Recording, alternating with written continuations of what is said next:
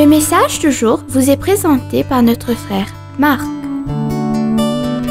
Salut, chers bien-aimés de notre Père Céleste. Ce matin, je veux partager avec vous la paix et la vérité.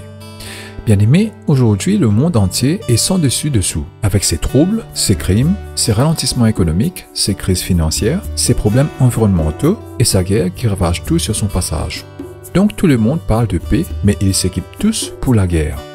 David a reconnu ce fait lorsqu'il a déclaré dans le psaume 120, versets 6 à 7. « Trop longtemps j'ai habité parmi ceux qui haïssent la paix. Je, David, suis pour la paix, mais dès que je parle, ils sont pour la guerre. » Telle est la situation mondiale aujourd'hui.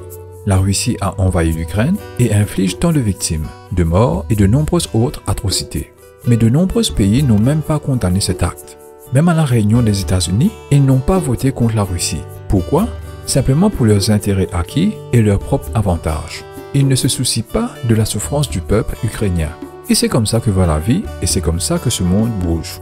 La Bible a eu raison de dire dans Ésaïe chapitre 59 verset 8 « Ils ne connaissent pas le chemin de la paix et il n'y a pas de justice dans leur sentier. » Mais pour nous bien-aimés, nous n'avons pas été appelés à être et à agir de cette façon. Nous sommes censés être des faiseurs de paix. Dans le sermon sur la montagne, Jésus s'est écrié en disant « Heureux ceux qui procurent la paix, car ils seront appelés fils de Dieu. » Référence Matthieu chapitre 5 verset 9. Aujourd'hui, plus que jamais bien-aimés, le monde a besoin de vous pour être un acteur de paix. Être un artisan de paix requiert la sagesse de Dieu et d'être vrai dans nos intentions. Quelqu'un qui est sage comprend que vous ne pouvez pas compromettre la vérité. Quand Jacques dit que la vraie sagesse est pure avant tout, il parle de toujours dire la vérité. Considérons ce verset. « Mais la sagesse d'en haut est pure avant tout. Elle est aussi paisible, douce et amicale. Elle est pleine de compassion et produit une récolte de bonnes actions. Elle est exemptée de préjugés et d'hypocrisie. » Jacques chapitre 3 verset 17.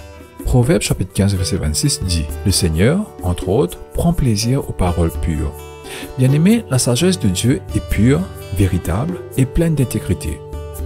Lorsque vous appliquez la sagesse de Dieu à vos relations, vous demeurerez dans la vérité. Vous n'allez pas mentir aux gens. Vous n'allez pas les trahir, les tromper, les mener en bateau ou en profiter. Vous allez avant tout dire la vérité. Une personne sage utilise des mots purs et véridiques dans ses relations. Allons simplement examiner nous-mêmes et voyons si nous respectons ces critères dans nos vies, chers bien-aimés.